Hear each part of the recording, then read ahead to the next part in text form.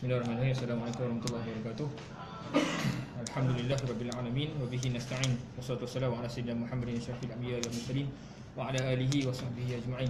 Subhanaka la 'ilma lana illa ma 'allamtana innaka antal alimul hakim. Rabbi shrah li sadri wa yassir li amri wahlul 'uqdatam min lisani yafqahu qawli. Wala haula wala quwwata illa billahil 'aliyyil 'azim. Baik, tuan-tuan sekali, alhamdulillah dapat teruskan hari ini untuk yang kami start mai. Hari ini dah siri ke-13. Maksudnya dah 6 ke 7 siri, alhamdulillah. Okey, hari ini rancang ya nak bedah buku ni.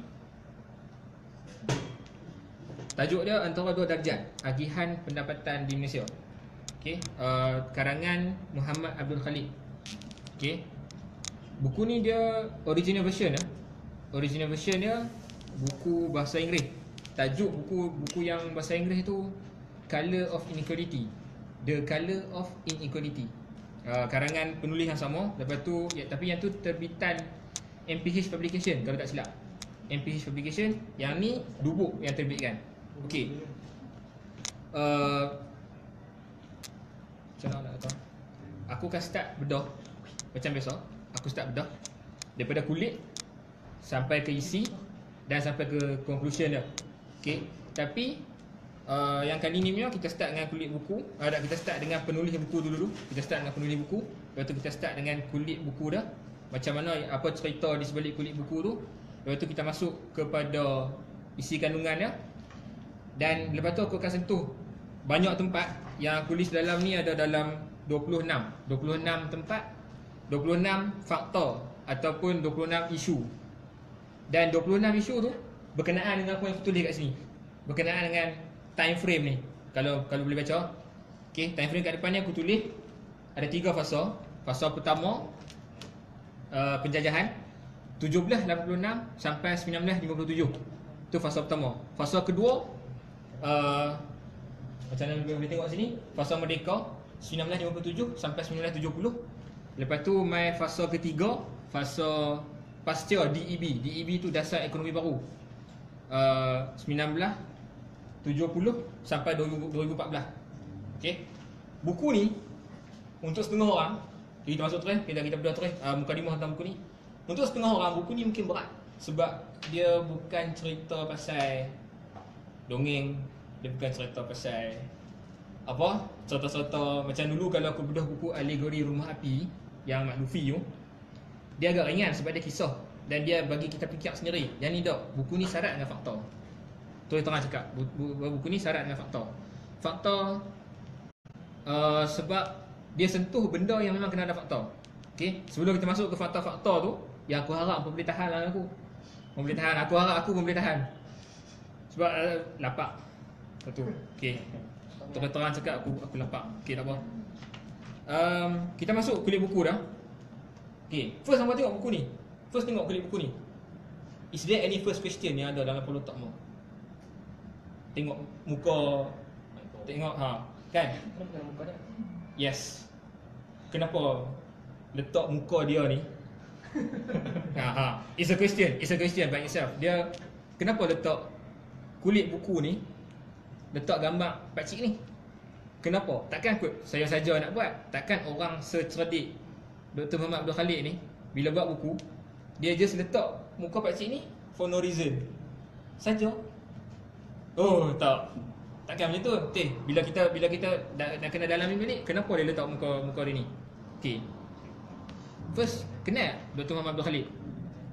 Kenal? Biasa dengar nama dia? Tak biasa. Aku pun start kenal dia bila dia viral dalam RTM. Ada forum bincang berkenaan dengan bajet 2018. Okey, bila ada forum tu, Dr. Abdul Khalid salah seorang daripada ahli panel dan dia bincang pasal dia bagi faktor statistik, dia ada sentuh pasal MRSM, semua ada dalam buku ni disebut. Agihan pendapatan, cukai regresif, cukai progresif, dia sebut tentang tu. Dan yang menarik perhatian aku bila seorang ahli dalam bidang ekonomi, dia buat analisis tentang ekonomi, bercakap dalam RTM, bercakap dalam TV3, dia boleh menyebelahi orang-orang susah, orang miskin. Dia boleh menyebelahi rakyat. tu antara benda yang buka mata aku, dan aku macam fikir balik, okay, aku nak study lebih pasal dia ni. Waktu tu aku tak tahu lagi dia buat buku ni, tak tahu lagi. Lepas tu bila check balik, nama betul. And waktu tu memang kata kena beli dan kena baca. Okay, baik. Dia power tak power dalam buku ni, ada dia petikai kajian Bank Dunia, page 147. Ni just nak cerita siapa tu Dr. Muhammad Abdul Khalid lah. Bukanlah kata taksub ke apa, dok. Just nak cerita, kata dia ni someone yang ahli dalam bidang dia. Dia cakap berdasarkan fakta, dia bukan ambil fakta jiran sebelah, cerita siapa-siapa, terus buat buku, dok. Dia ada study. Okay, dalam muka surat 147, tulis dalam buku ni, baru-baru ni di EB dikatakan sebagai punca utama berlakunya brain drain. Brain drain ni kalau tengok Google, dia kata satu proses e-migration ataupun satu proses rakyat satu-satu negara keluar daripada negara tu. Okay, tapi rakyat yang keluar tu dia high qualification, maksudnya berstatus ataupun berkelayakan tinggi keluar. Okay, kajian Bank Negara ni, kajian Bank Dunia, dia kata satu dakwaan yang dikeluarkan oleh Bank Dunia dalam tinjauan ekonomi 2011 menyatakan polisi yang menyebelahi Melayu, no offense, polisi yang menyebelahi Melayu menghalang kemajuan ekonomi, menyebabkan ketirisan minda. Ketirisan minda maksudnya brain drain, tu direct translation. Okay, kesimpulan mereka tidak perlu diambil serius kerana kaedah kajian mereka adalah lemah, dan ini adalah sesuatu yang mengejutkan kerana analisis tersebut bersandarkan kepada kira-kira hanya 200 responden internet secara global. Okay, untuk pengetahuan lah, kalau rajin nanti Google ada research article tentang sains, format dia akan ada first tajuk tu, dia akan ada penulis dia, bawah tu dia akan ada ruang abstract.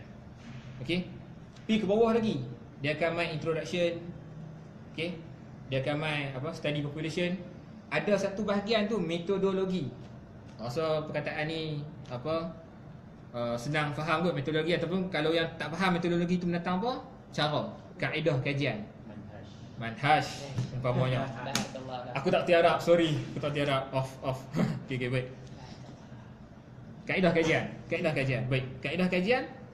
Dan kalau tanya balik, sebab baru ni aku pergi bengkel research, bila saya sembang balik, dia kata kalau kita faham kaedah, kita tengok research article tu, kita dah boleh petikai. Okay, hang punya sample size salah, significant figure hang macam mana dan sebagainya, dia dah boleh petikai. Which is buktikan lah, Dr. Muhammad Abdul Khalid ni dia memang study, dia memang tengok, dan dia petikai metodologi kajian Bank Dunia. Okay, yang tu cukup sekadar tu. Untuk bahagian penulis, macam mana dia boleh viral, dia ni orang Penang. Dia orang Penang. Penhajar wawancara awani, penanalisis ekonomi, settle. Rasa cukup ke untuk penulis. Sekarang kita masuk tajuk-tajuk buku ni. Buku ni ada 6 tajuk. Tak termasuk peragata. First, pengenalan dan latar ekonomi dan latar belakang. Yang kedua, sejarah jurang ekonomi dan hubungan kaum Malaysia. Ketiga, pemilikan aset. Semua dry topik, kan? Cakap jurang ekonomi, sejarah, which is kalau dengar-dengar tu memang tu, aku ambil masa lama gitu nak ambil buku ni. Sehari aku baca 10 page, pelan-pelan. Sebab satu, dia banyak fakta. Tapi masalah ada fakta tu semua kita kena tahu. Fakta tu orang bawah, rakyat miskin ke apa, kena tahu. Sebab apa? Dia cerita pasal agihan pendapatan di Malaysia, dia cerita pasal agihan kekayaan di Malaysia.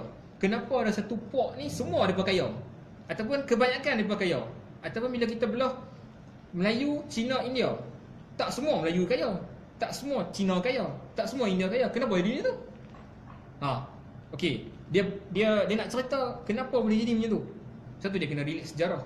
Dia kena relate daripada 1766 sampai ke hari ni. Lepas tu dia kena analisis lagi, masuk dalam lagi. That's why topik-topik dia tu agak dry.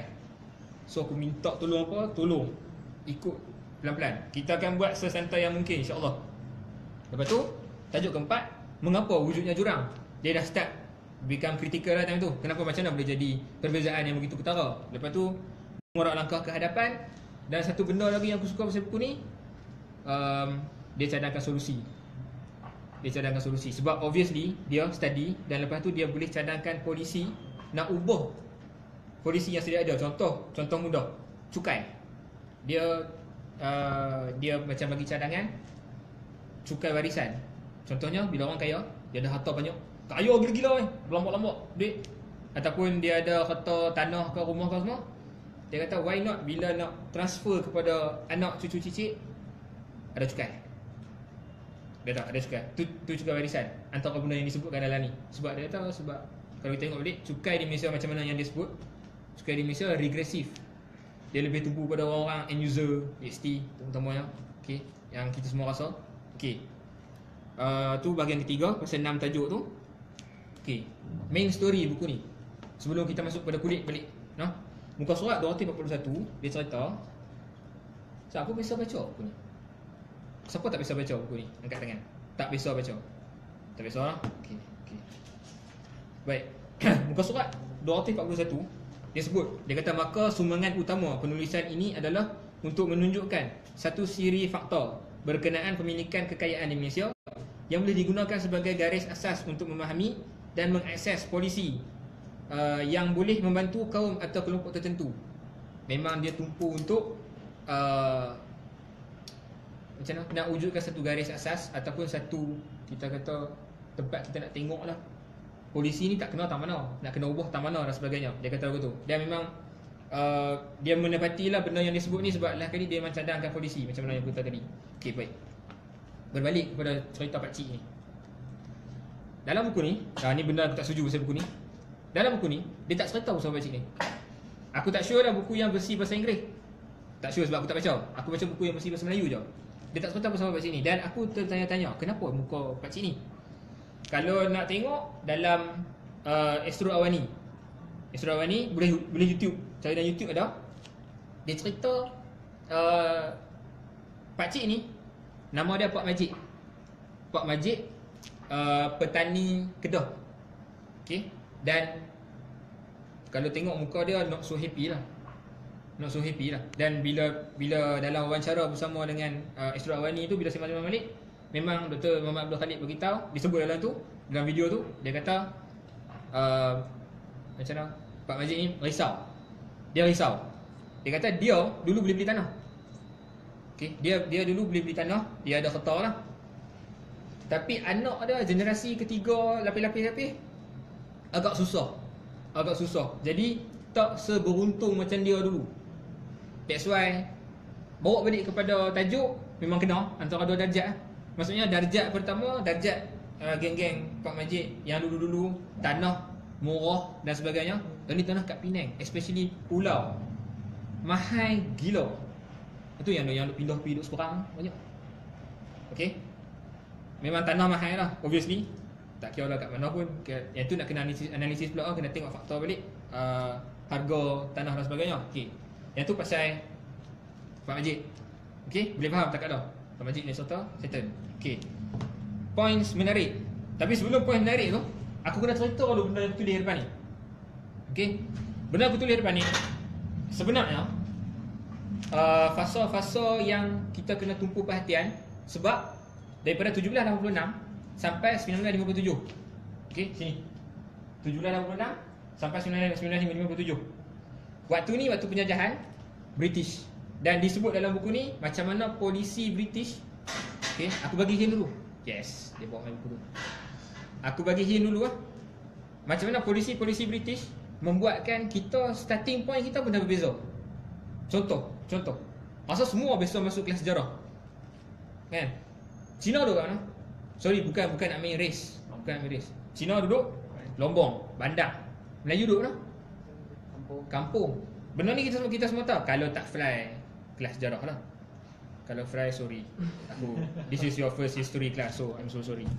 Okay, Cina duduk dekat Bandar, India duduk kat mana? Estate. Okay, dasar daripada tu, polisi British tu pun dah buatkan kita punya starting point dah berbeza. Dah tahu. Sebab tu yang sekarang ni jadi inequality. Tu antara salah satu sumbangan thanks British. Sebab bagi kami starting point yang berbeza, lepas tu sekarang ni kita bertengkar pasal inequality. Tapi nak buat macam mana kan? Kita nak kena jajah, kan? Dah Kita kelak-kelak dah berlaku penjajahan, dah merdeka pun. Tapi still lagi sampai 2014 sampai sekarang isu inequality tak selesai lagi. Sebab tu kena tengok sejarah penjajahan. Lepas tu mai fasa kedua, daripada start merdeka 1957, kalau tak ingat juga 1957 ni aku tak tahu, tak sure. 1957 sampai 1970. Okey, quiz. Siapa tahu apa jadi tahun 1969? Any idea? Hari Malaysia Tuhan. Misalnya itu bukan 1963. 1969. Apa jadi? Peristiwa 13 Mei. Yes, exactly my friend. 13 Mei 1969. Okey. Sebab tu kat sini dia berhenti takat 1970. Okey, dia berhenti sampai 1970. Sebab berlaku dia antara sebab. Sekali akan sentuh, aku akan sebut lagi. Punca berlaku peristiwa 13 Mei 1969 tu. Basically yang semua faham, sebut 13 Mei Melayu lawan Cina. Simple, Melayu lawan Cina. Sebab apa? Tak tahu, kena baca balik. Kena tengok balik. Baik. Habis fasa merdeka ni, dia bawa pula pada fasa pasca DEB. DEB ni dasar ekonomi baru. Tujuan untuk nak pulihkan balik Allah SWT, apa dia nama dia? Warga negara ni kita panggil apa? Bumiputera. Okey. Nak pulihkan balik ekonomi Bumiputera. Macam mana Bumiputera dulu kadar kemiskinan tinggi nak mampus. Lepas tu sekarang alhamdulillah kadar kemiskinan dah reduce. Somehow DEB menyumbang dan diiktiraf oleh penulis sendiri. DEB menyumbang kepada kita macam kita pulihkan balik kadar kemiskinan yang berlaku dalam Malaysia. Okey, sebab tu kena mention juga. Dan until now lah 2014. Kita baru 2018 kan, 4 tahun, baru 4 tahun. So sekarang ni isu inequality masih lagi berlaku, cuma kita tahu atau tak. Baik, kita masuk kepada poin-poin yang aku nak share. Muka surat 8 dengan muka surat 9. Okey.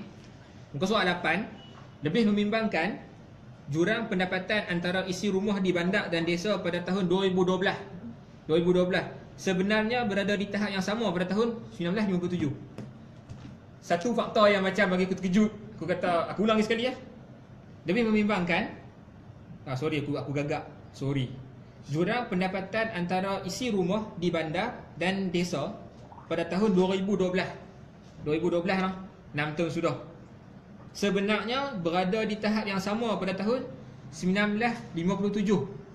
Jurang pendapatan gaji, jurang pendapatan. Obviously kalau kita kerja, kita ada gaji. Daripada situ pendapatan kita, betul? Okey. Dan jurang tu tak berbeza daripada 60 tahun sudah. Which is shocking. Sebab bukan kita dah maju lah. Bukan banyak dasar nak menangkan Bumiputera, banyak dasar sekian-sekian. Geng ni kata nak menangkan Bumiputera, geng ni kata nak menangkan. Sekarang tak menang. Dan bila kaji balik, tak berbeza. Macam mana yang disebut dalam buku ni. Okey. Muka surat 9. Jurang antara golongan kaya dan golongan miskin masih lagi tinggi. Dia kata walaupun pendapatan isi rumah bagi segenap lapisan masyarakat telah meningkat sejak tahun 1970, jurang pendapatan bulanan isi rumah antara golongan 20 teratas. Kita ada geng yang kaya, 20% yang paling atas. Maksudnya mereka ni gaji mereka sangat-sangat tinggi lah compare dengan kita. Okay.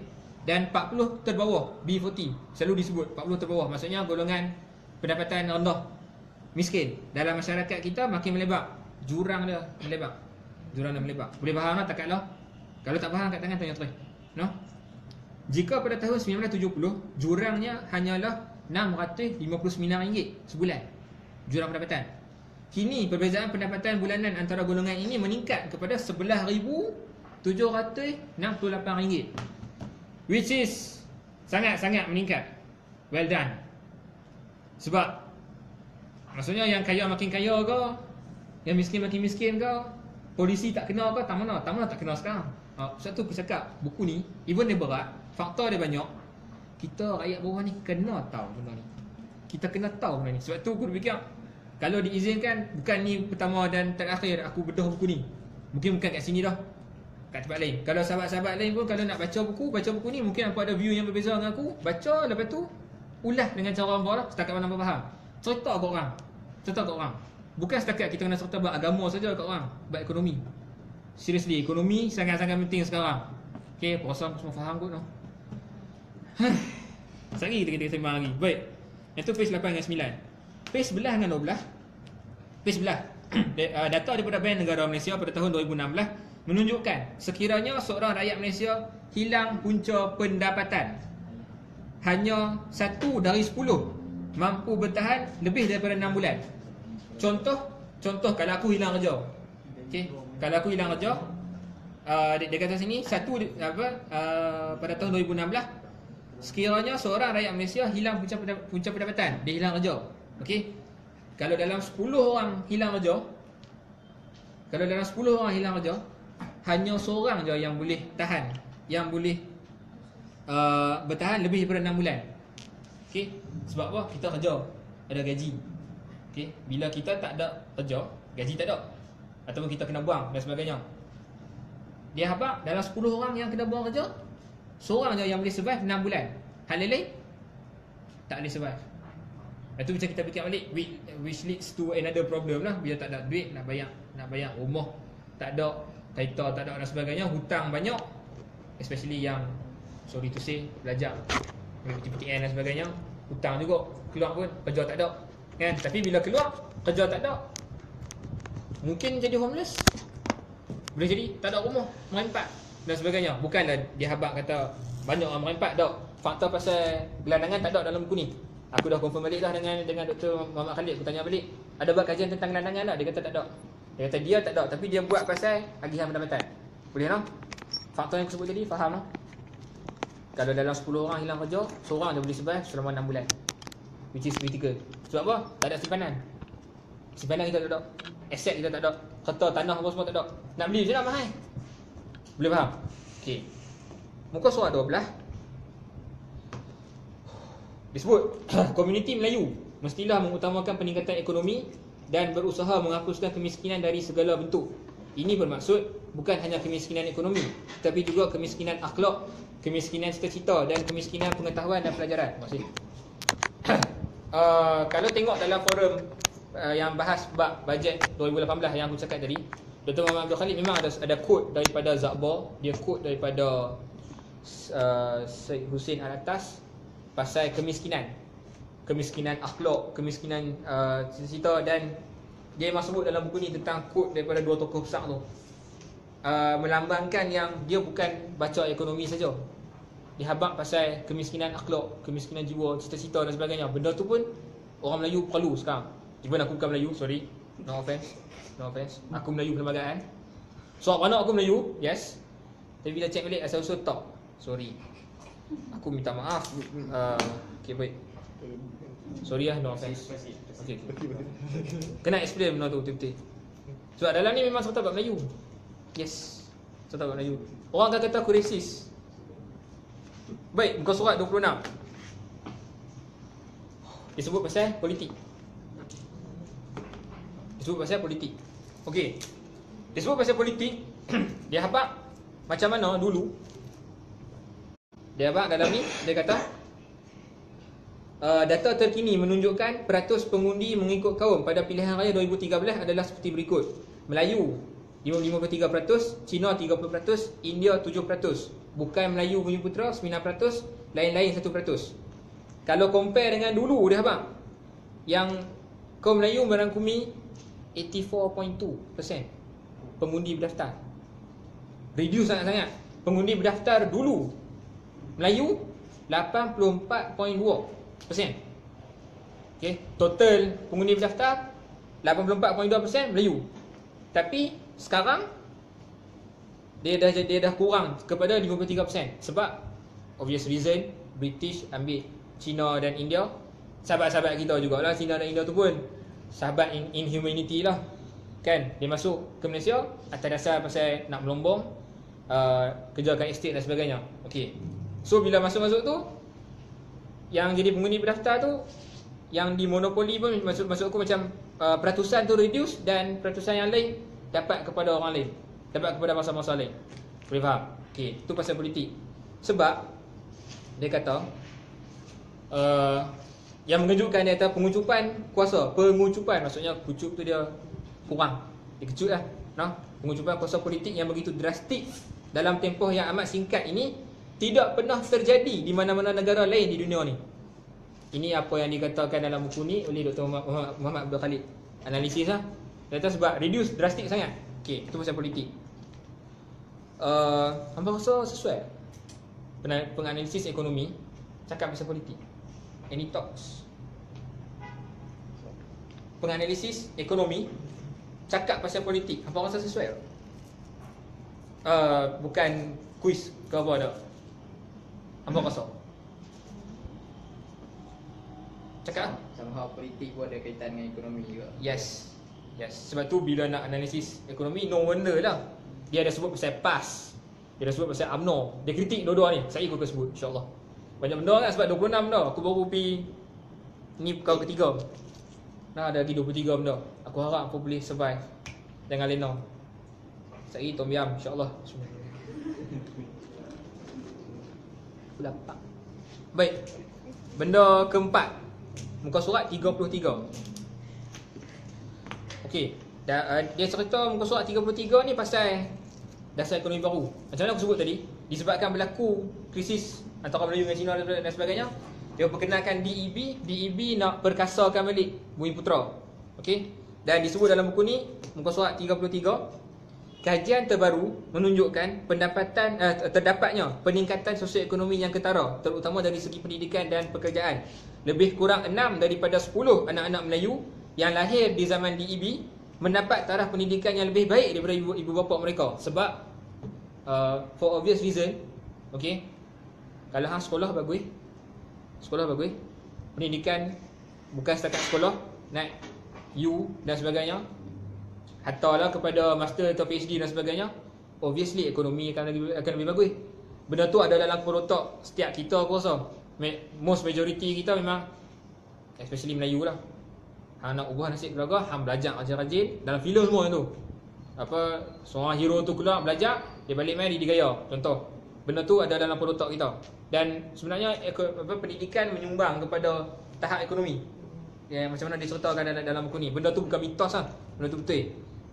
Lebih kurang 6 daripada 10 anak-anak Melayu yang aku sebut tadi dapat pendidikan yang lebih baik. Malah 4 daripada 10 anak-anak yang dibesarkan oleh ibu bapa yang hanya mempunyai pendidikan rendah mendapat pendidikan tinggi. Maksudnya, kalau ibu bapa tu pendidikan yang rendah, okey, disebabkan DEB, lepas daripada DEB ni, ada anak-anak dia, even mak pak tahap SPM dia, anak-anak dia boleh pergi sampai ke universiti. Kira peringkat tinggi lah. Okey, yang tu dikatakan antara benda-benda positif yang DEB bawa. Dia nak bawa balik tahap ekonomi Bumiputera ni ke arah yang lebih tinggi, tahap yang lebih tinggi. Baik. Yang tu kebaikan positif. Page 36. Perkara yang belum selesai lepas DEB, lepas dasar ekonomi baru. Perkara apa yang belum selesai? Macam mana yang disebut kat sini, dia kata jelas walaupun dasar DEB telah melonjak status sosioekonomi kaum Bumiputera, banyak perkara yang masih belum selesai, terutamanya dalam sektor korporat dan kemiskinan. Selagi ini tidak diselesaikan, selagi itulah kita akan terus bertikam lidah. Sejujurnya, isu pengagihan kekayaan akan terus menjadi isu sensitif dalam arena politik dan hubungan kaum di Malaysia. For obvious reason, memang. Sebab, okay, just cerita balik sikit yang mana yang aku boleh ingat. Macam mana yang Dr. Muhammad Abdul Khalid sebut, 1% macam mana nak kata, kadar kemiskinan kita di Malaysia kurang, less than 1%. Tapi bila kita slice balik ikut kaum Melayu, Cina, India, kita akan nampak tak sekata. Macam mana aku sebut tadi, Melayu tak semua kaya, tak semua miskin. Okay, Cina ada ekstrim yang sangat-sangat kaya, ada ekstrim yang sangat miskin. Macam tu juga dengan India. So tak balance. Kenapa Dr. Muhammad Abdul Khalid ni takut sangat dengan ketaksamarataan ni? Kenapa kena takut sangat?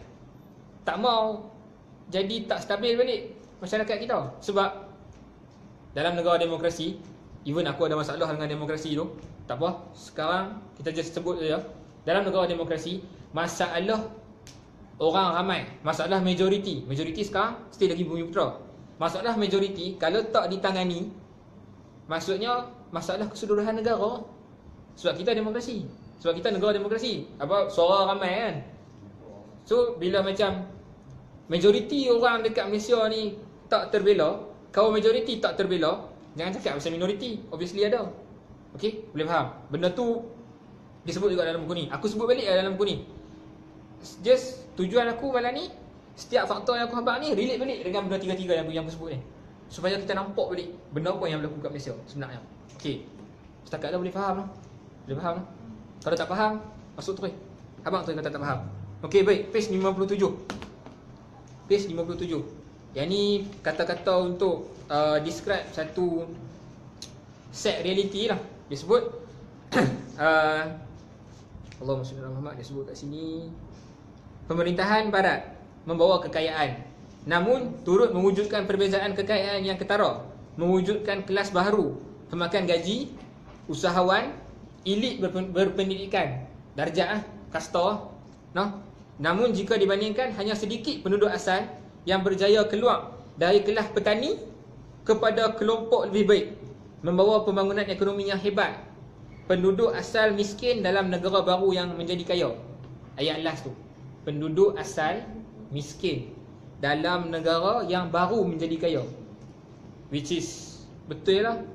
Kalau boleh tengok, ada satu buku, tajuk dia rasa Luqman pernah baca rasa, Rich Malaysia, Poor Malaysian. Rich Malaysia, Poor Malaysian, karangan Anas Adam Faizli. Dia lah ni dah ada revised version lah. Dia cerita pasal inequality. Dia cerita pasal somehow related to this topic lah. Macam dia cerita pasal inequality, ketaksamarataan. Boleh rujuk balik buku tu. Buku tu pun berat tau. Aku pernah bedah sekali dekat PSM tu. Aku bedah buku tu dalam bahasa Inggeris. Fakta juga. Cuma dia beza dengan buku ni. Buku ni dia satu buku, whole book cerita pasal agihan pendapatan, ketaksamarataan. Buku tu dia essay by essay. Dia sebut pasal teach for the need, pendidikan dan sebagainya. Dia dah sebut juga. Okay, boleh faham tak? Ayat yang menyakitkan kita bila kita baca balik, penduduk asal miskin dalam negara yang baru menjadi kaya. Kalau betul negara ni kaya, mana ada kekayaan tu? Kenapa kekayaan setengah-setengah orang yang dapat? Kenapa banyak yang tak dapat? Kenapa banyak orang miskin? Okay, kalau betul kaya, agihkan. Kami nak juga kaya. Hak geng-geng yang miskin-miskin pun nak juga kaya. Pasal apa? Pasal tak bagi. Kan? Kita nak persoalkan benda tu lah. Dan lidah kita compare dengan lidah Dr. Muhammad Abdul Khalid berbeza sebab dia ada fakta. Nah, dia ada fakta. So kita ambil fakta ni, at least tak payahlah nak rebel sangat. Kalau nak rebel pun go ahead, okay, no problem. Tapi at least kita tahu benda apa berlaku kat Malaysia. Okay, page 57. Yang tadi aku cakap tu, penduduk asal miskin dalam negara yang baru menjadi kaya. Okay, page 69. Cina duduk kat bandar sebab apa? Dan macam mana Melayu ketinggalan. Dicerita pada muka surat 69. Kaum Cina atau bukan Melayu tertumpu di kawasan bandar kerana pilihan golongan imigran itu sendiri. Seperti mana yang disebutkan dalam buku ni. Dia kata pilihan ini disebabkan oleh kepentingan ekonomi. Okay, satu lagi yang menarik pasal buku ni, setiap yang dia habaq fakta-fakta tu, setiap hujah-hujah dia tu, dia akan quote kat bawah. Dia ada footnote. Kalau apa tak percaya, bawah ni. Ni. Ada. Maksudnya dia akan quote. Dan kalau hampa tengok balik, baru muka surat 69 dia ada 101 citation. Dia dah cite 101. Dia dah banyak benda dah lah dia quote. Dan adalah juga footnote ni dia hurai. Benda ni maksud kaum Cina atau bukan Melayu tertumpu di kawasan bandar kerana pilihan golongan imigran itu sendiri. Pilihan ini disebabkan oleh kepentingan ekonomi. Hal ini juga sebahagiannya disebabkan polisi British. Kita tak boleh tak kepala Cina semata-mata. Kita tak boleh. Kita kena terima hakikat kata polisi British tu salah satu yang menyumbang kepada ketaksamarataan dekat Malaysia. Tu kita kena terima jugalah. Baik. Pada tahun 50-an yang mendorong dia kata kampung baru pada tahun 50-an yang mendorong ramai kaum Cina pedalaman berhijrah ke kawasan bandar untuk membantras pemberontakan komunis. That's why relate balik dengan sejarah, dia ada kena-mengena balik lah kenapa dipamai ke bandar dan sebagainya. Tapi yang paling utama yang aku nak sebut kat sini, yang aku rasa kita semua kena tahu, faktor ekonomi. Obviously, kalau kita pergi negara orang pun untuk kerja, obviously kita, contohlah nanti Melayu merantau. Melayu ada je merantau pergi negara-negara lain. Obviously bila kita pergi luar, kita akan nak cari tempat yang at least kita boleh dapat dah pendapatan yang lebih. Obviously lah, takkan kalau kita nak duduk kat kampung mereka. Benda tu logik, tapi berbeza dah. Kita kalau kita pindah ke sana, kita bukan pergi atas dasar penjajahan. Kita pergi bukannya sebab orang sana nak paksa kita suruh pergi jadi tukang kerja dengan mereka, menyumbang untuk ekonomi mereka. Tak. Kita pergi sebab kita memang desperate. Kita kena pergi sana. Tu contoh. Tapi Melayu mesti kat Malaysia insya-Allah maksudnya. Would not be somewhere else. Okay, ada faktor yang lawak juga. Dalam buku ni sentuh bab candu. Dia sentuh bab candu. Aku macam tengah-tengah baca muka surat 70 macam candu. Aku baca dia. Okay, memang betul dia sebut pasal candu. Dia abang Allahumma salli ala Muhammad. Dia sebut okay, hasil pendapatan candu di negeri-negeri Selat pada tahun 1918 adalah sebanyak 60%. Manakala di negeri Johor sebanyak 46%. Dan jumlah ini menampung 72% keseluruhan perbelanjaan. Yang ni boleh tengok dalam buku. Dia ada site kat sini yang boleh cari balik rujukan dia. Dia abang, ini sememangnya punca pendapatan besar bagi kerajaan penjajah. Walaupun candu memberi kesan negatif kepada populasi tempatan. Sama lah dengan rokok. Tak payah nak terkejut sangat candu. Jijik. Rokok kat Malaysia. Obviously aku heran kok. KKM dia punya duk habaq lah kata rokok bahaya untuk kesihatan. Buh dekat pek rokok kan. Hak ajar dia runcit tau. Dahil 20 lah semua ambil. Kanser lah, pendatang-datang semua, dia hisap serupa tu je. Lepas tu apa nak jijik dengan candu yang dulu. Candu dulu jadi rokok lah ni kot. Mungkin lah kan. Dan menguntungkan, candu tu menguntungkan. Lepas tu dia abang, walaupun terdapat tekanan masyarakat yang mendesak kerajaan British mengharamkan candu, sebuah jawatan kuasa telah diwujudkan oleh British yang menyokong agar candu boleh didapati secara berterusan. Which is tak berbeza juga kat Malaysia kan. Rokok boleh jual begitu je. Cuma kita abang, benda ni buruk lah. Benda ni hang boleh mati cepat kalau hang hisap. Betul-betul, tapi mesti jual. Darah sebab menguntungkan. Boleh faham lah? Okey. Keputusan tersebut dibuat oleh British berasaskan dua premis. First, ketagihan candu didapati tidak akan mengganggu produktiviti pekerja. Mereka tak fikir lain. Asal hang boleh buat kerja untuk aku, asal hang boleh bagi menyumbang untuk pendapatan British dan sebagainya, hang hisap bila candu macam mana pun, produktiviti hang tetap sama. Hang boleh buat kerja macam tu juga.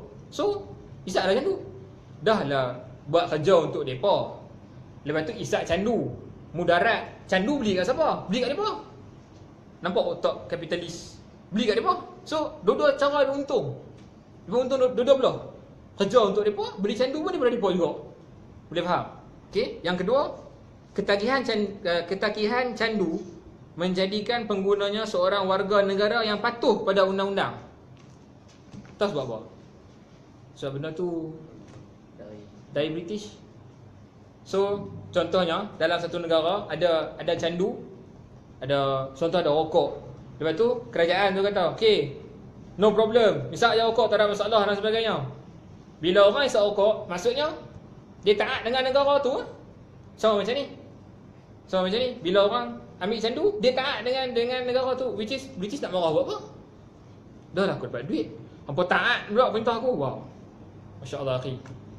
Semua walak. Bagus. Noh. Tidak syak lagi bahawa pendapatan British melalui industri ini telah mempengaruhi keputusan mereka. Sikap pilih kasih dan hipokrit mereka sangat jelas dan ketara.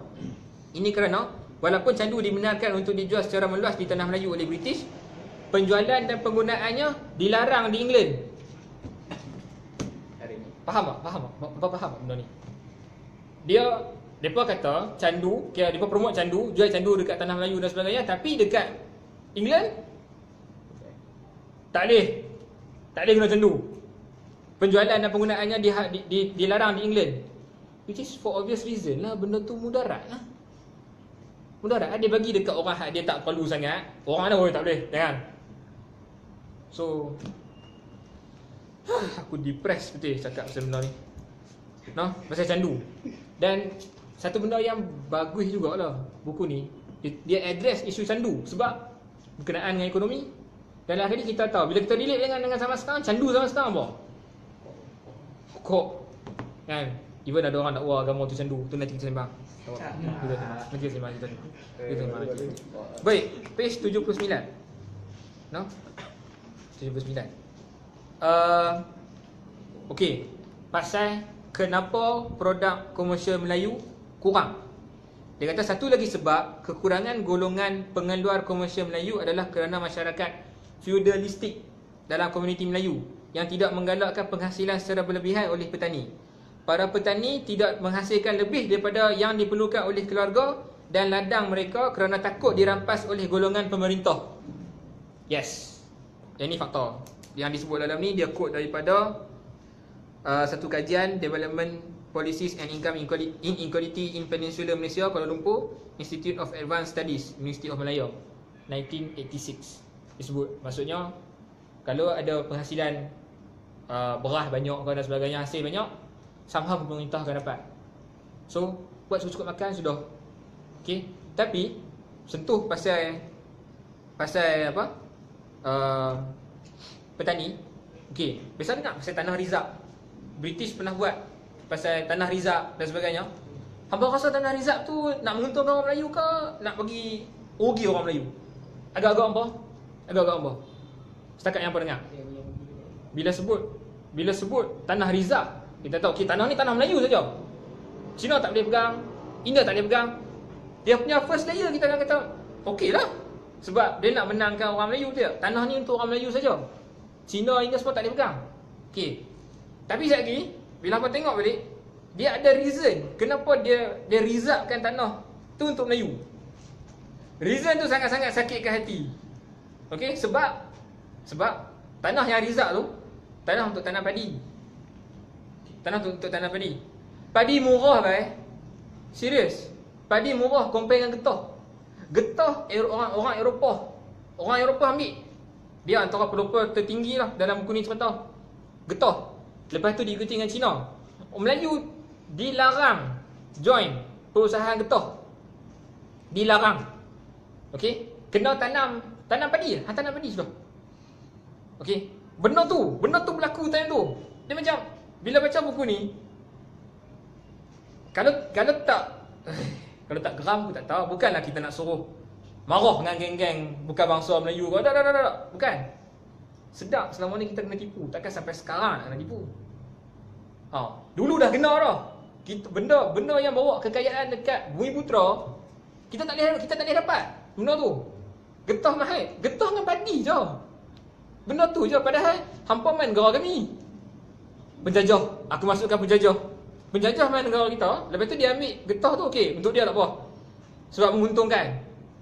Orang Bumiputera tak boleh buat perusahaan getah. Lepas tu dia guna tanah rizab. Kemah. Lepas tu kita kata bagus, tanah rizab ni untuk orang Melayu je. So orang Melayu terus tanam padi. Which is dia tak tahu kata getah lagi mahal daripada padi. Nampak kata baik, tapi dia ada muslihat di sebalik tu. Licik sangat. Udang tak apa sedap. Udang di sebalik mi sedap. Kita dapat makan. Tapi ni sangat-sangat sakit hati sebab orang-orang hak kena tipu tu dah mati dah orang sampai lah. Dah mati dah ada kena tipu. Aku geram dah bila baca benda ni. Sakit kepala. Baik. Setakat lah semua faham? Semua faham lah? Bukan nak suruh hampa join rebel lah kalau tak. Aku je sebagai kita, aku address benda yang aku jumpa dalam buku ni setakat mana yang aku faham je. Kalau silap, tolong tegur. Kalau nak address, tolong bagi tahu. Nak komen dekat page pun tak apa, cakap je. Okey, baik. Benda ke-9, Melayu tak suka jadi hamba. Yes, dia sebut dalam ni. Melayu tak suka jadi hamba.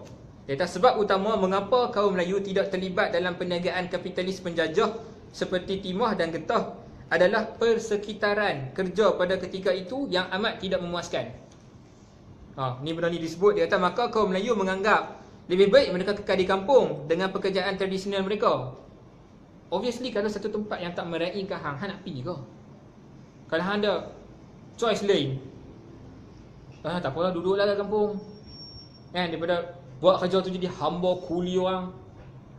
benda tu tak selesa. Siapa-siapa pun tak mau jadi hamba orang sebenarnya. Okey, dia kata mereka dapat mengelakkan persekitaran kerja yang tidak berperi kemanusiaan dan daripada menjadi pekerja di lombong timah atau di estet getah yang dikenali sebagai kuli dan dilayan seperti lembu atau babi. Sorry, dalam buku ni sebut. Okey, aku tak perlu kat istighfar kot sebab aku sebut babi. Tapi memang disebut. Dilayan seperti lembu dan babi. Dia kata kuli-kuli ni juga, astagfirullah akhi, entah sebut babi akhi. 70 istighfar step. Kuli-kuli ini juga kemudian digalakkan atau dipaksa untuk berjudi, menghisap ganja dan akhirnya menjadi hamba oleh pihak British dan ahli perniagaan Eropah yang tidak berhati perut. Macam binatang. So kalaulah kan the so called Islamis dan sebagainya yang obviously Islam, dia tak bawa benda-benda zalim-zalim ni. Kalau the so called Islamis tak sentuh address ataupun tak address benda-benda pasal inequality, tak sentuh pasal ketaksamarataan, tak sentuh pasal kemiskinan, hamba apa benda ni? Tanya balik, hamba apa benda ni? Nabi tak buat benda-benda tu. Nabi address, kalau orang miskin Nabi address orang miskin, tolong lagi kat atas. Nabi miskin tak apa, dia habis kaya tak apa. Kita kiam balik. Sekali lari tajuk. Baik, yang ke-9 settle. Polisi pendidikan yang bias. Polisi pendidikan. Muka surat 84 dengan 85. Okey. Polisi penjajah secara terang-terangan menghalang kaum Melayu daripada jenis-jenis pendidikan yang membolehkan mereka mendapat pekerjaan-pekerjaan tersebut dan seterusnya menaikkan taraf kehidupan mereka.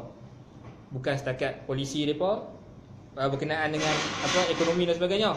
Dia sentuh pasal pendidikan sekali. Okey, dia sentuh pasal pendidikan sekali. Baik, 85. Okey. Biasa dengar dia kata Melayu malah.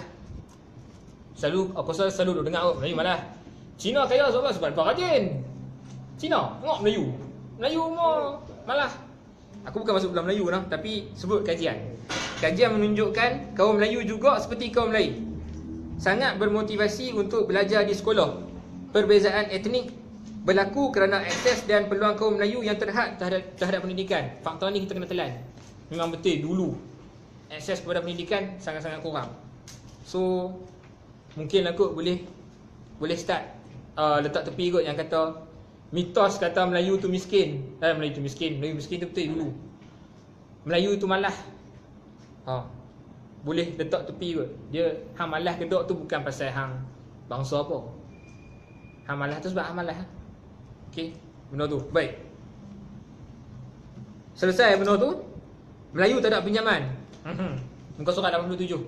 Melayu tak ada pinjaman. Keengganan pihak pengurusan penjajah untuk membantu golongan petani menyebabkan lahirnya CETI. Dia sebut ni CETI lah.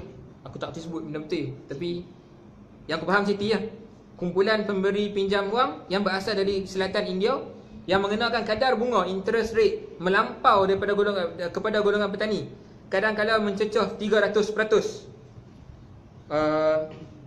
Dia quote kajian daripada penulisan daripada Ungku Aziz, Jejak-jejak di Pantai Zaman, Kuala Lumpur, penerbitan Universiti Malaya 1975. Maksudnya dah lah miskin, hampa ambil pula kekayaan kami. Bila kami nak buat pinjaman, tak boleh. Lepas tu ada yang bagi pinjam, dia buh interest 300%. I was like, okay, nak tahu apa yang jadi sebenarnya ni. Kenapa jadi sangat-sangat zalim ni? Kenapa tak ada orang cakap langsung? Okay, contohlah orang main rumah hamba. Okay, contoh orang main rumah hamba, dia main rumah, dah lah dia claim tu rumah dia. Dia claim tu rumah dia, segala perabot semua dia kata dia punya. Lepas tu bila hampa nak minta bahagian hampa sikit, dia kata boleh aku bagi pinjam kat hang sekian-sekian. Okay, hang kena bayar 3 kali ganda. Hang kena bayar dalam masa sekian-sekian. Kalau hang tak bayar, aku tambah lagi hang kena bayar lagi. Tak masuk akal. Tak masuk akal, tapi jadi. Benda ni jadi. Dekat negara kita jadi benda ni. Okay. Wow. Kenapa aku dengar macam racist? I sound racist, I guess. Maybe. Okay, page 89.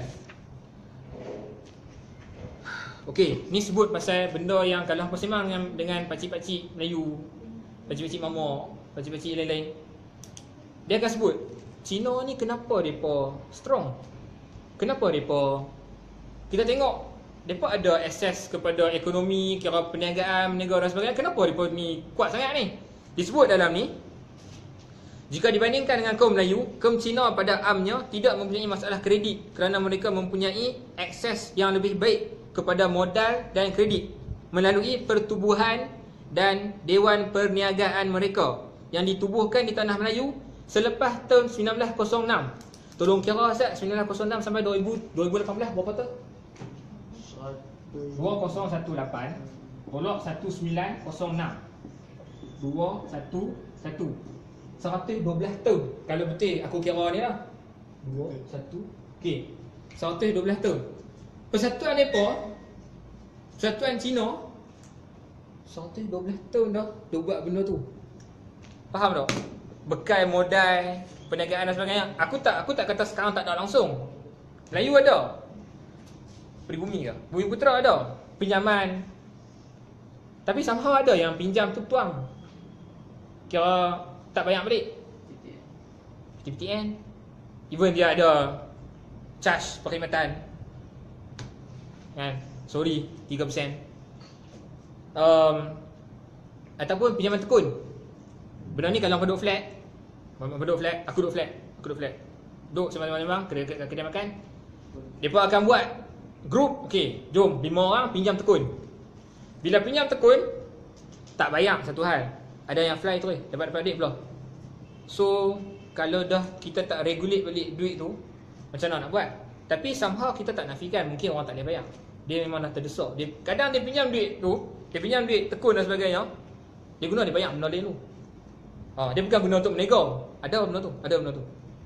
Dengar direct. Kira primary source lah. Cuba duduk kat geng-geng duduk flat, geng-geng menego. Ada yang kata nak pinjam tekun, memang nak pinjam. Dia pelemah. Lepas tu somehow rugi balik kan. So mungkin sekarang boleh sedap dah kot. Persatuan kita, persatuan orang Islam, okey, umpamanya yang nak bawa kepada pemerkasaan ekonomi orang Islam dan sebagainya, kena ada balik. Dan kena, kalau ada pun kena bagi kuat balik. Tu suruh pandang lah jemaah apa? Serta mahasiswa Islam. Wow. Persatuan mahasiswa Islam, yes. Whatever. Contoh dah kan, persatuan yang bawa kepada ekonomi orang Islam, bukan suruh menega dalil, tak? Faham tak? Bukan suruh menega ayat 30 juzuk, benda-benda ikon-ikon. Dah. Bukan. Pick up. Macam mana? Kumpul duit, labak duit untuk orang Islam pinjam. Untuk orang Islam pinjam, bayar balik sopa tu. Nak bagi orang Islam ni naik balik. Yang tu je. Ataupun tak kira bangsa apa pun. Islam tak kira bangsa apa pun. Islam ke, Cina ke, Melayu ke, India ke. Kalau hang nak pinjam, kalau kita ada fund macam tu, sangat-sangat bagus. Okey, tapi itu cadangan lah. Ada seorang ustaz, kalau tak silap nama Ustaz Tarmizi Samsul Arif. Dia ada sebut pasal koperasi untuk asatizah. Bila aku dengar idea tu, aku macam wow, okey. Harap Allah Ta'ala mudahkan urusan dia. Ataupun kalau kita boleh tolong, kita tolong. Bagi jadi koperasi asatizah tu. Lama mana nak tengok ustaz sampui. Tak tengok benda tu macam tak berapa sedap kan. Baik. Pasal yang ke-11, ke-12, hangpa semua boleh tahan lagi no? Boleh tahan. Okey, aku terus. Page 89 juga. Okey, dia abang. Fungsi petani Melayu. Ayat ni sedih lah. Fungsi petani Melayu kebanyakannya hanya dua perkara. Pertama, untuk menyediakan asas politik yang stabil. Dan kedua, memastikan bekalan makanan murah berterusan kepada buruh Cina dan India. Maksudnya petani-petani hak duk usahakan tanaman-tanaman dan sebagainya, tak ada fungsi lain melainkan dua benda: kestabilan politik, kestabilan Allahumma salli ala Muhammad sebut tadi. Pertama, politik yang stabil, dan yang kedua, bekalan makanan murah, yang macam mana aku sebut tadi, padi tadi tu lah. Okay, berterusan kepada buruh Cina dan India. Sebab buruh Cina dan India perlu makanan yang baik lah kot untuk mereka. Mereka nak buat kerja, mereka nak bagi balik daripada British. So tak ada orang nak buat makanan. Melayu ni jadilah macam kantin kan, berniaga lah, bagilah. Dah hampa beli murah. benda tu. Zalim lah. Baik. Page 99 settle. Page 90. Fungsi petani Melayu tadi tu. Yang ni aku sebut terus pasal polisi Tanah Rizak, muka surat 91. Okey. Polisi Tanah Rizak, dengar elok lah. Muka surat 91, polisi Tanah Rizak yang digubal pada tahun 1913 oleh Majlis Perundangan Negeri-Negeri Melayu Bersekutu memberi kuasa kepada residen British untuk mengisytiharkan beberapa kawasan yang sesuai. Okey. Mengisytiharkan beberapa kawasan yang sesuai untuk penanaman padi, diberikan secara eksklusif kepada kaum Melayu. Wow. Walaupun ini kelihatan seperti mengelakkan petani Melayu kehilangan tanah mereka kepada bukan Melayu, maksudnya Rizak, orang Melayu je boleh pegang, macam aku sebut tadi. Dasar ini secara tidak langsung tidak menggalakkan kaum Melayu menceburi bidang penanaman getah yang lebih menguntungkan. Tambahan lagi, perundangan seperti enakmen tanah padi dan enakmen perlindungan kelapa 1917 bertujuan menghalang penghasilan padi dan kelapa daripada diganti oleh penanaman getah dalam kalangan kaum Melayu. Maksudnya, punya tak mau bagi Melayu ni terlibat dengan getah. Dia buat enakmen. I was like, wow, you guys fikir sampai tahu macam ni ya. Sampai buat enakmen. Wow, baguslah, bagus. Polisi tanah ini juga menjadi punca kaum Melayu kurang berkeupayaan dalam aspek ekonomi dan menghalang mereka berintegrasi dalam ekonomi moden tanah Melayu. Kaum Melayu secara tidak langsung telah dipaksa hidup dalam kemiskinan. Sorry to say, aku tak tahu pasal Tanah Rizak ni. Aku baca buku ni baru aku tahu. Aku mengaku lah, memang aku tak tahu. Bila aku baca, okay, bodohnya aku tak tahu pendatang ni. Saint David dengan Fyodor sekali. Wallahualam. Yang tu tak ada maklumat pasal Fyodor. Ya? Itu nama company. Satu nama company. Saint David tu nama company. Fyodor nama Wallahualam. Biasa dengar, cuma aku tak boleh jawab benda yang aku kurang maklumat. So, aku tak tahu benda tu. So, mungkin nak kena masuk lagi dalam lah. Basically nak cerita kat sini pasal sejarah. Punya dia halang. Punya lah halang orang Melayu ni tak mau kaya dan sebagainya. Pasal getah pun dia bias. Boleh faham lah. Okey, muka surat 92. Dia sebut pasal hadiah penjajah. Muka surat 92.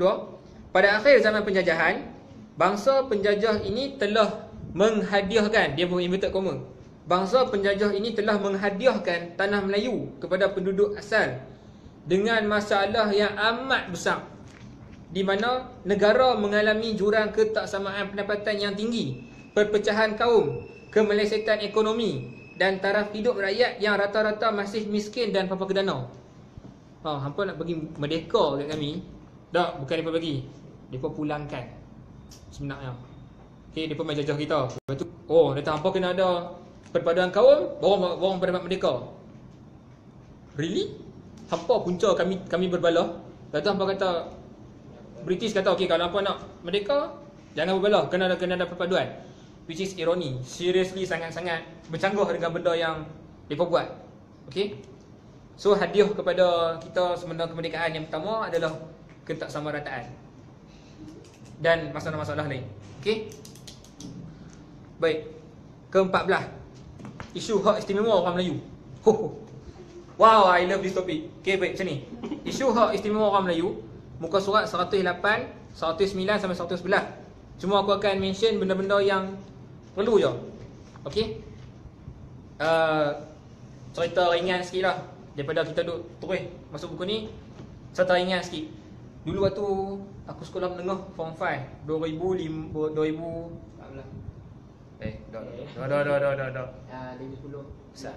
Aku ambil SPM 2010. Okay, 2010 dalam kelas sejarah, cikgu yang ajar sejarah, orang Muslim orang kenal, Cikgu Khalid, dia dah sebut waktu tu isu mereka minta, dan isu tu disebut dalam buku ni. Kan ada kota penajaan untuk pendidikan kan. Waktu tu 55% untuk Bumiputera, 45% untuk non-Bumiputera. Okey, dan geng-geng non-Bumiputera lawan, fighting lah untuk minta kota tu naik kepada 50-50 instead of 55% dan 45%. Okey, Cikgu Khadik, cikgu aku waktu tu, cikgu sejarah aku waktu tu, dia kata Pasal apa nak kena minta macam ni data 55% contoh untuk Bumiputera dan sebagainya yang bukan Bumiputera tu. Okey.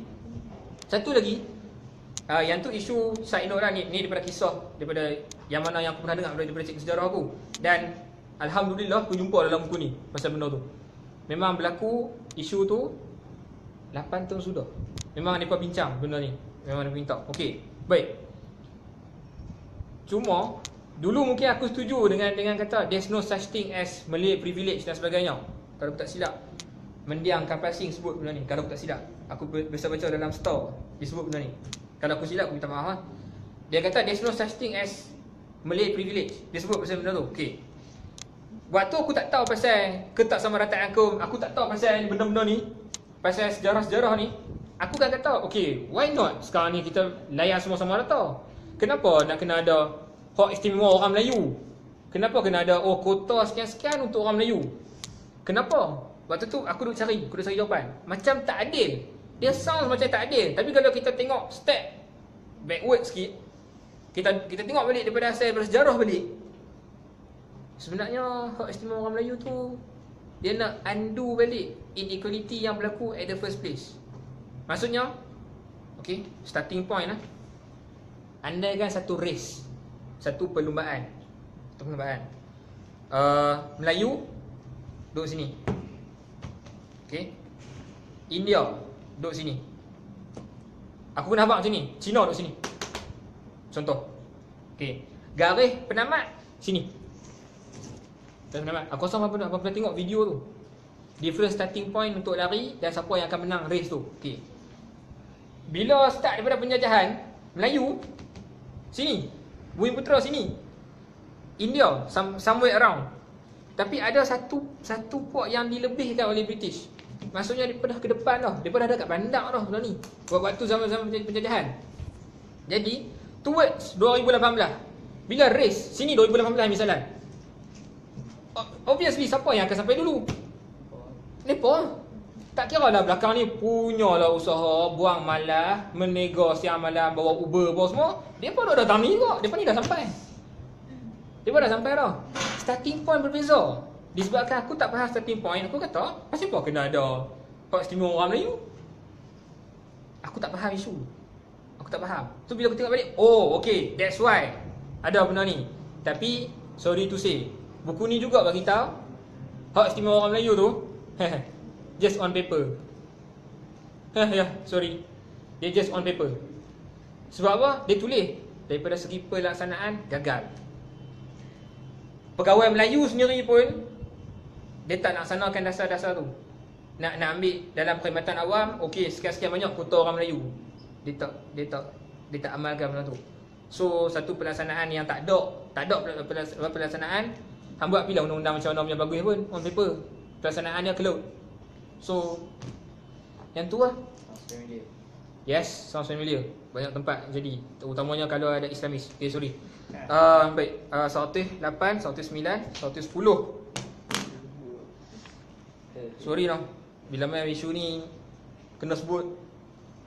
Kena sebut. Baik, muka surat 108. Pasal kaum Melayu. Okey, dia sebut pasal kontrak sosial. Semua biasa dengar. Lepas sejarah. Yang tak tidur dalam kelas sejarah, yang tak fly, semua dengar. Dia sebut pasal kontrak sosial. Dia kata kaum Melayu bersetuju memberi kerakyatan kepada orang bukan Melayu, sementara kaum bukan Melayu pula mengakui kedudukan istimewa kaum Melayu tanpa sekatan masa. Yang tu benda yang kontrak sosial yang ditandatangani lah. Sosial apa, the so called kita tanda tangan. Maksudnya macam kita pergi rumah orang. Aku pergi rumah hamba, contoh. Aku pergi rumah hamba, nak tumpang tidur semalam, contoh. Hamba kata, okey, boleh. Bilik ni, bilik hang. Okey. So, bila aku tumpang tidur rumah orang, kena sedap. Ada something lah aku kena bagi balik. At least jangan pelingkup harta meredak tuan rumah. Jangan buat rumah tu macam rumah aku, padahal tu rumah orang. Faham? Somehow kontrak sosial tu nak faham macam tu lah juga. Okey? Bukan nak menidakkan kewarganegaraan orang bukan Bumiputera. Dah. Hampa dah ada sini, hampa warga negara Malaysia, okey, go on. Cuma Faham? Ketaksamarataan tu still ada sampai sekarang. So kita kena sama-sama ubah benda tu. Baik. Allahumma salli ala Muhammad. Cerita balik pasal hak istimewa orang Melayu juga. Hasil pembincangan ini telah diterjemahkan dalam perlembagaan negara, terutamanya dalam perkara 89. Kalau cek balik dalam buku perlembagaan negara, aku ada yang warna hijau bang. Lah ni yang dah kena warna oren kot. Yang pergi cari dekat kedai-kedai buku ada Perlembagaan Malaysia, Federal Constitution. Okey, boleh cari. Perkara 89, perkara 152 dan perkara 153. Perkara 89 meliputi aspek tanah rizab kaum Melayu, sementara perkara 152 menyatakan bahasa Melayu akan menjadi perkara bahasa kebangsaan negara ini, dan perkara ini akan dicapai menerusi pelaksanaan dasar bahasa kebangsaan. Perkara 153 pula menyatakan bahawa Yang di-Pertuan Agong perlu memelihara kedudukan istimewa orang Melayu, kaum Melayu dan penduduk asal yang lain. Okey. Ni nak habaq benda-benda yang in exchange lah. Bila orang Melayu terima orang yang bukan Melayu sebagai warga negara, orang yang bukan warga negara yang sebelum ni lah, orang yang luar yang masuk, dia terima beberapa perkara dan diterjemahkan dalam 3 perkara dalam perlembagaan tu. No? Aku bukan orang law, aku tak erti sangat pasal bab ni. Cuma sekadar yang aku mampu aku baca, okey. Benda ni address hak orang Melayu. Boleh faham lah takat tu? Baik. Kita pergi lagi. Page 120. Okey. Page 120 ni aku kata dasar yang tak dilaksanakan. Dia kata dominasi bukan Melayu tidak hanya terhad kepada sektor swasta, bahkan juga berlaku dalam sektor awam, iaitu sektor yang dianggap milik eksklusif masyarakat Melayu. Walaupun kedudukan istimewa di buku inverted comma, walaupun kedudukan istimewa orang Melayu termaktub dalam perlembagaan yang memperuntukkan jawatan perkhidmatan awam kepada orang Melayu, secara realitinya perkhidmatan awam telah dikawal oleh bukan Melayu. Sorry to say, dia sebut benda ni dekat dalam buku ni, dan berdasarkan kajian dia ada bagi fakta. Sekejap lagi kita came across aku sebut. Dia habaq penyediaan jawatan untuk masyarakat Melayu seperti termaktub di dalam perlembagaan hanya terhad kepada 4 sektor: perkhidmatan dalam dan luar negeri, anggota polis, perkhidmatan kehakiman dan perundangan, bahagian kastam dan excise. Aku tak sure excise tu benda apa. Terhad. Okey. Baik. Dalam page 121 disebut, okey, terdapat 3 sebab mengapa ketaksamarataan tu. Okey, dia kata terdapat 3 sebab mengapa ini berlaku walaupun wujudnya sistem kuota yang berpihak kepada kaum Melayu. Semua faham kan yang pasal kuota tu? Maksudnya dalam sektor sekian-sekian, orang Melayu diberikan kuota masing-masing, kira tertentu lah. Kena ada sekian-sekian banyak untuk orang Melayu saja. Okey. Walaupun ada polisi tu, dia kata sebab-sebab yang boleh wujud ketaksamarataan dominasi bukan Melayu dalam perkhidmatan awam.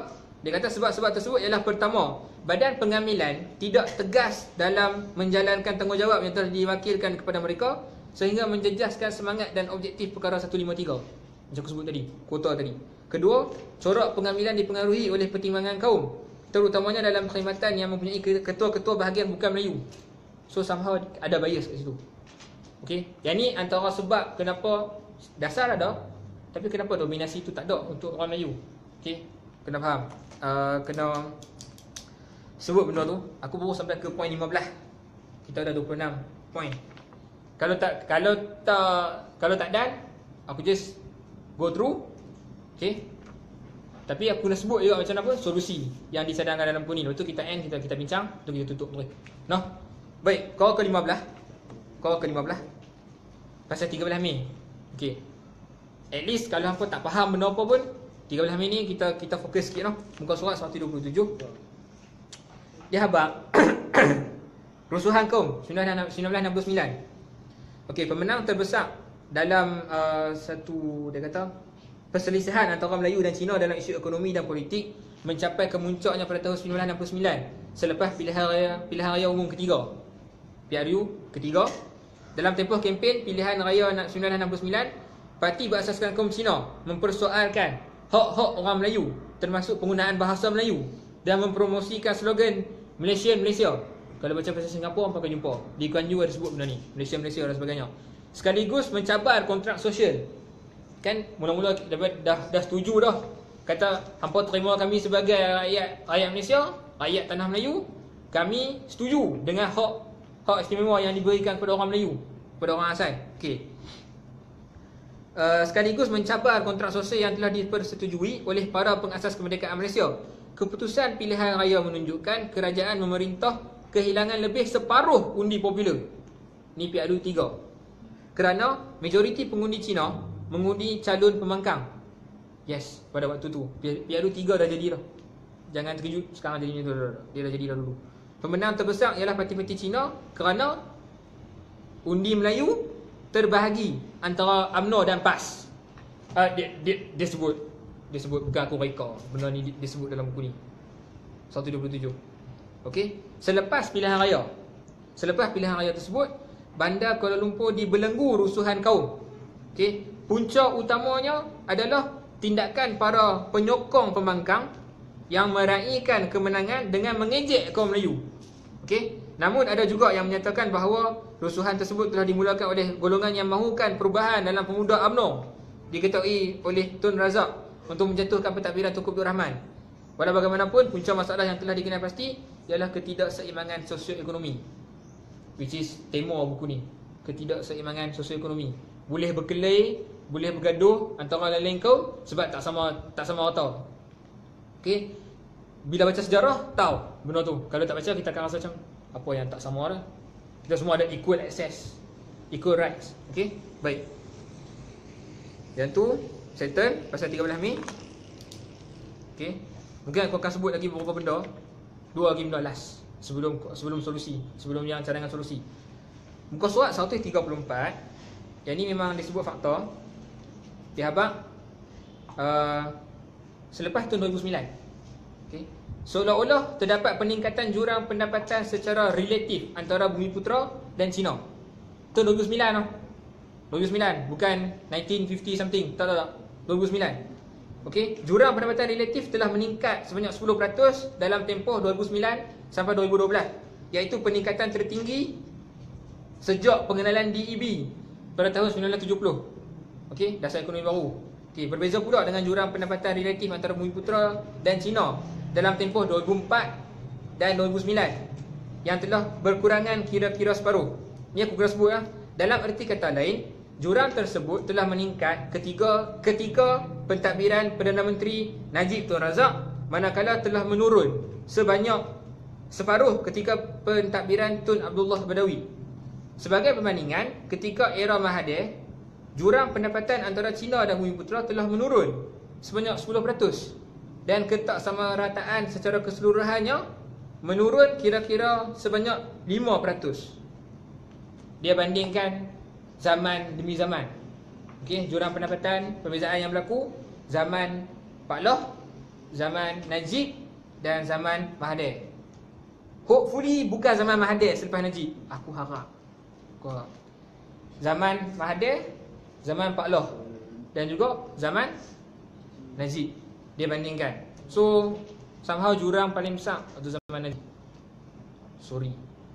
Jurang pendapatan zaman Mahathir, Najib dan Pak Loh memang disebut tu. Aku sebut dalam buku kan. Okay. Kalau perasan dalam page pilih sini sendiri, aku ada buat poster pasal aku quote daripada buku ni. Dia kata pada tahun 2009, bagi setiap ringgit yang dimiliki oleh Bumiputera, kaum Cina memiliki RM1.38. Kalau Bumiputera RM1, Cina RM1.38. Okey. Tetapi pada tahun 2014, bagi setiap ringgit yang dimiliki oleh Bumiputera, kaum Cina masih juga memiliki RM1.38. Okey, boleh faham tak? Masa berlalu. Tapi kalau duit RM1, kalau macam kita ada RM1, mereka ada RM1.38. Mereka lebih daripada kita lah. Dulu 1957. Sekarang pun macam tu. 2014 macam tu juga. Dia kata tiada peningkatan langsung, walaupun berbilion dibelanjakan untuk agenda Bumiputera. Kita boleh persoal balik agenda Bumiputera ni yang tak mana. Which lead to another thing yang aku nak sebut sebelum masuk kepada cadangan solusi. Muka surat 192, 193 dan juga 192 dan 193. Tolong tahan start dengan aku nak habis dah. Sebab benda ni best. Okay. Dia sebut antara kumpulan pendesak yang mampu memastikan agenda ekonomi Bumiputera dijalankan dan dipantau dengan baik ialah sayap pemuda UMNO. Disebut pasal sayap pemuda UMNO. Walau bagaimanapun, seperti pegawai kanan parti itu, pemuda UMNO juga tidak berminat dengan isu ni. Isu nak memperkasakan Bumiputera dan sebagainya, dia tak minat. Dalam satu temu ramah yang dijalankan dengan seorang ahli Majlis Tertinggi Pemuda UMNO yang bertanggungjawab ke atas Biro Ekonomi, mendapati bukan sahaja pemuda UMNO tidak mengambil berat isu ini, malah telah menuding jari kepada komuniti Bumiputera itu sendiri kerana tidak mempunyai kebebasan dalam ekonomi dan tidak mengumpul aset. Dia kata, hampa tak kaya sebab hampa tak tahu nak berebut dan sebagainya. So pasal hampa, kenapa nak pemuda UMNO nak tolong dan sebagainya. Yang tu aku tafsir dalam nada aku, nada UMNO aku. Menurutnya lagi, agenda ekonomi Bumiputera tidak relevan dalam dasar pemuda UMNO kerana mereka sepatutnya memastikan penglibatan semua pihak. Beliau turut menekankan peranan sebagai pasukan pendesak sudah ketinggalan zaman dan tidak relevan dalam era ini. Sebab apa? Pemuda selalu dia akan push. Kalau kita tengok balik, kalau pemuda UMNO ke apa, mereka akan push. Mereka sepatutnya orang muda, kalau hampa rasa muda lagi, no? Sepatutnya orang muda, dia fikir ke depan, dia jenis desak, dia push. Kenapa slow? Kenapa macam ni? Kenapa? Tapi malangnya pemuda UMNO dah jadi macam ni sekarang. Tak tahulah bila dia jadi gini, tak tahu. No? Kurangnya minat dalam kalangan pemuda UMNO tentang agenda Bumiputera ini mungkin disebabkan mereka lebih tertarik dengan wang dan dahagakan kuasa. Yang tu dia quote balik daripada temu ramah tertutup bersama Timbalan Menteri UMNO yang juga bekas exco pemuda UMNO. Dalam buku ni boleh tengok dalam muka surat 193. Okey. Jangan seronok sangat aku tiba UMNO. PAS pun ada juga. Sorry. PAS pun ada juga kat sini. Dia sebut 193, dia kata sifat lepas tangan dan tidak peduli terhadap isu ekonomi Bumiputera ini turut berlaku dalam parti politik Bumiputera kedua terbesar di Malaysia, iaitu Parti Islam Se-Malaysia. Aku sebut tu PAS. Parti Islam Se-Malaysia, PAS. Seperti UMNO, PAS tidak pernah meletakkan agenda ekonomi Bumiputera sebagai perkara pokok dalam mesyuarat tertinggi atau muktamar PAS. Okey, temu ramah tertutup bersama ahli politik kanan PAS dan ahli Jawatankuasa PAS Pusat. Dia ambil benda ni daripada temu ramah dengan PAS. Mereka mengatakan perbincangan secara tidak formal, tetapi tidak pernah berbincang secara serius. Dia kata ada bincang, tak formal, tapi tak serius. So which is equals to tak bincang ke? How you trying to say that way? Macam kami bincang tapi tak formal, kena faham. Kami ada maslahat besar lagi.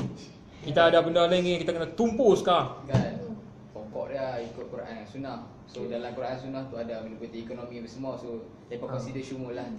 Consider lah. Kau bawa dasar je. Bawa dasar Quran Sunnah, okay, settle, done. Settle lah. Dan dia settle. Dan dia Bumiputera nak miskin, mampu happy. Tapi ustaz kaya. Tak pun nak kaya, ustaz pun manusia. Sehari aku cakap benda ni dah bias kan. Tak apa, aku baca lah buku ni. Teruskan. Mereka mengadakan perbincangan secara tidak formal tetapi tidak pernah berbincang secara serius. Hal ini berlaku kerana fokus PAS, disebut fokus semasa PAS bukanlah isu-isu ekonomi, sebaliknya isu politik. Keutamaan kami ialah memastikan isu tersebut dijadikan isu politik. Dalam temu ramah tertutup bersama ahli politik kanan PAS dan ahli Jawatankuasa PAS Pusat. Okey, seperti UMNO, PAS tidak pernah mempunyai plan atau strategi lengkap untuk menambah baik prestasi ekonomi kaum Melayu atau orang Islam di Malaysia. Okey, kutuk bukan kutuk saja. Bukan kutuk saja. Kalau aku kutuk ni, kalau dah contohnya orang PAS dengar ataupun orang UMNO dengar, dah hampa aktif dalam PAS dengan UMNO, bagi tahu dah. Bagi tahu kata Bumiputera dah ni duk teruk. Terus duk get offended sangat. Memanglah cara aku cakap ni tak sopan, aku tahu tak sopan untuk kedua-dua belah pihak, UMNO dan PAS. Kalau aku kritik PKR ke Amanah ke dan sebagainya pun aku tak sopan juga, aku tahu. Cuma nak bawa kepada Bumiputera tu, so someone nak kena cakap. Someone kena cakap. Dr. Muhammad Abdul Khalid dah sebut dalam buku dia. Aku just sebut balik, aku just baca balik benda ni, dan aku harap Bumiputera boleh faham isu ni. No? Kalau dah aktif dalam UMNO dan PAS, kemukakan cadangan. InsyaAllah. Baik.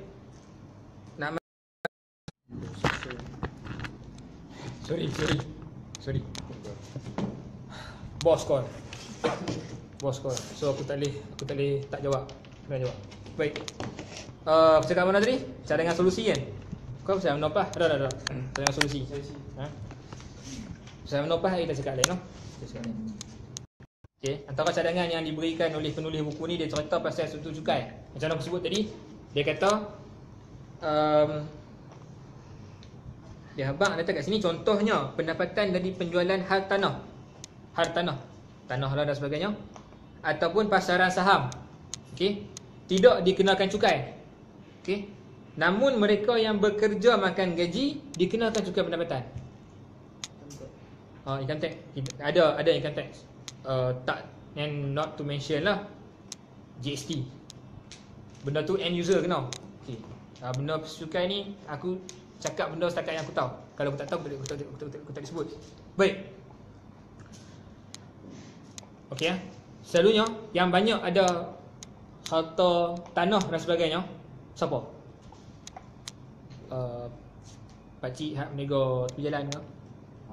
Kau orang kaya. Orang kaya lah, obviously orang kaya lah. Okay, millionaire dan sebagainya. Mereka ada harta-harta banyak, aset-aset apa. Main saham, siapa yang main saham paling banyak? Orang kaya. Okay, dua benda tu tak nak cukai. Okay. Dan kalau orang kaya yang menego, ni kalau baca buku ekonomi GST, dia cerita tu pasal GST. Aku tak ingat penulis dia siapa. Tapi kakak aku paksa aku suruh aku baca buku tu, dan bila baca balik memang betul.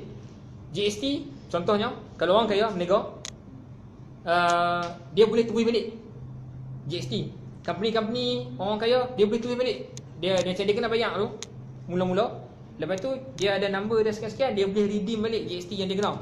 Tapi kalau end user macam kita tak ada. Baca dia buku-buku pasal ekonomi, tak faham lah tu. Okey, baik. Pasal makan gaji,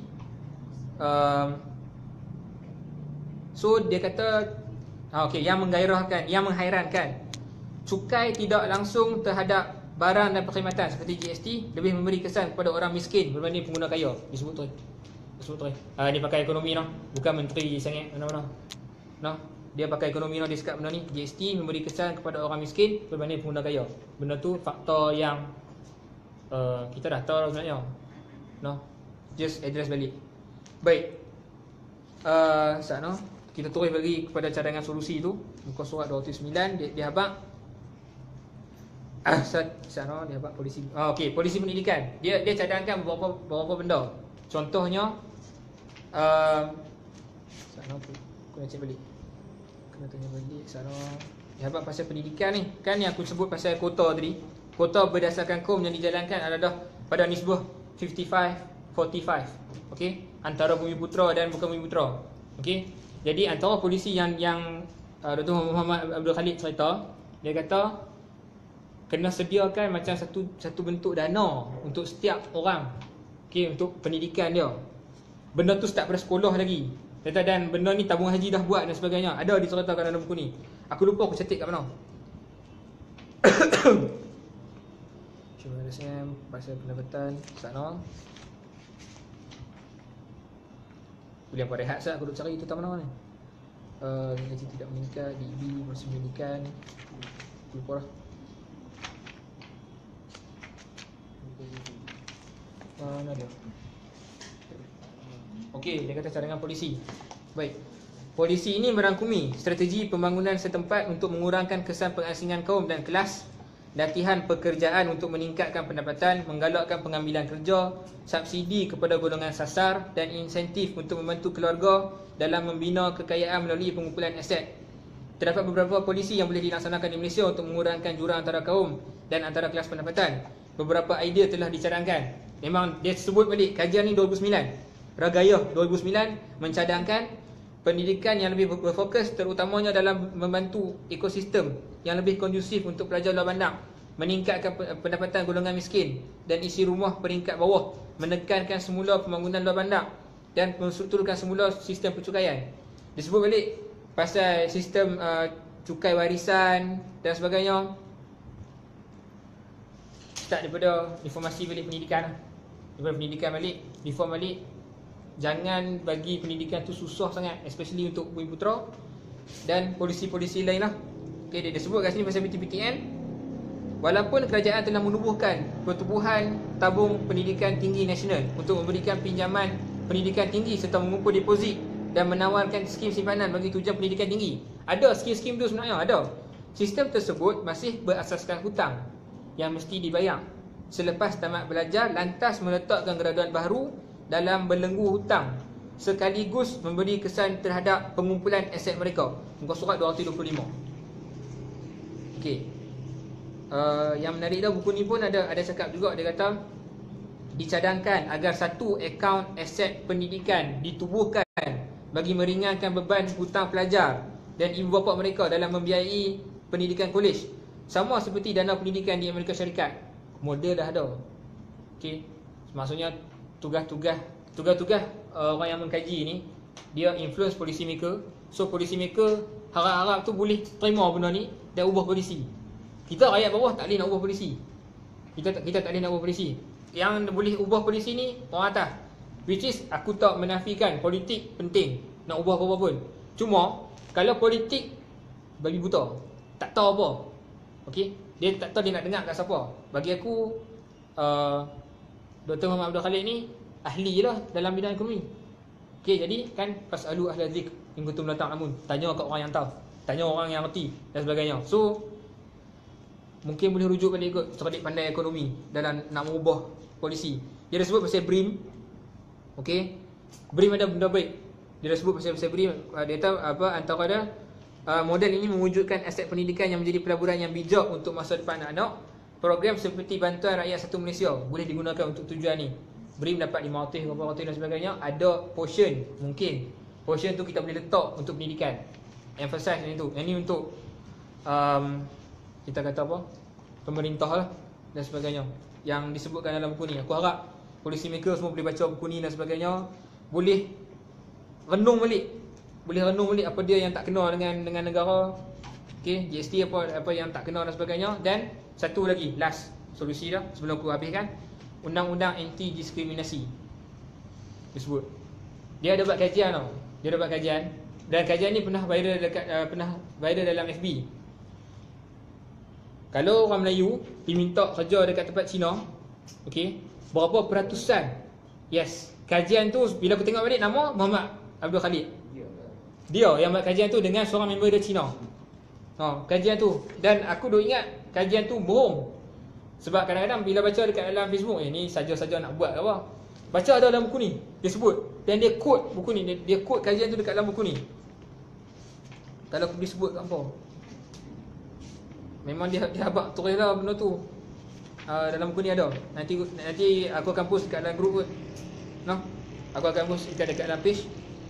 Cuma yang tadi pasal undang-undang anti diskriminasi tu, dia kata maka satu Suruhanjaya peluang sama rata.